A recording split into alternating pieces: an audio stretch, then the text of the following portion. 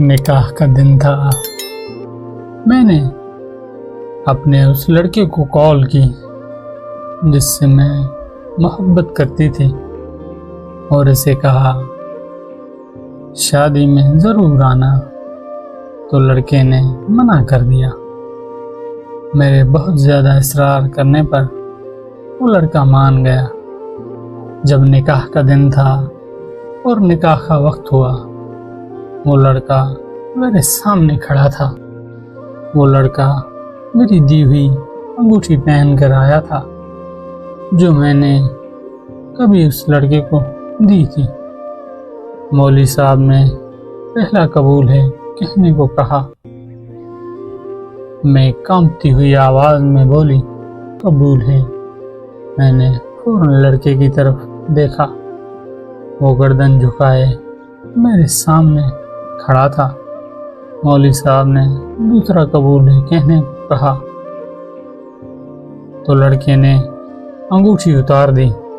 جب میں نے تیسرا قبول ہے کہا تو لڑکے کی آنکھوں سے آنسو نکل کر اس کے رخسار پر جا گرے۔ اس لڑکے کے ہاتھوں سے انگوٹھی گر گئی اور وہ چلا گیا۔ میری رخصتی ہوئی۔ جب میں اپنے گھر پہنچی، میری دوست بھی میرے ساتھ آئی تھی۔ میں ابھی جا کر بیٹھی ہی تھی، اتنے میں میرے دوست کو ایک کال آئی اور کال سنتے ہی میری دوست کے ہاتھوں سے موبائل گر گیا۔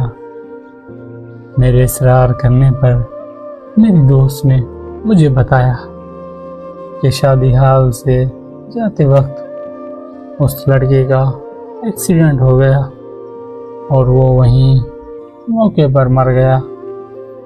یہ الفاظ سنتے ہی میرے پیروں تلے زمین نکل گئی، مانو جیسے میرے سر پر آسمان گرا ہو۔ میں اپنے ہوش گوا بیٹھی تھی۔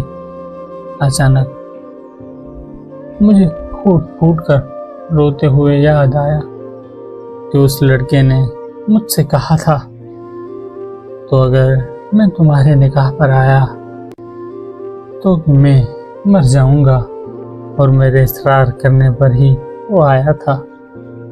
میں اور بھی پھوٹ پھوٹ کر رونے لگی کہ میرے کہنے پر وہ آیا تھا۔ آج کے بعد اس بوجھ کے ساتھ زندگی گزارنی پڑے گی کہ وہ لڑکا میری وجہ سے مرا تھا، اور اس اذیت میں جینا ہے کہ وہ میری وجہ سے مرا۔ مرد مر تو جاتا ہے کہ وہ اپنی پہلی محبت کو کبھی نہیں بولتا، مانو کہ اس کی پہلی محبت اس کے لیے پورا کل جہان ہوتی ہے، اور مرد جس سے سچی محبت کرتا ہے تو اس کی قبر تک اس کا ساتھ نبھاتا ہے۔ خدا حافظ۔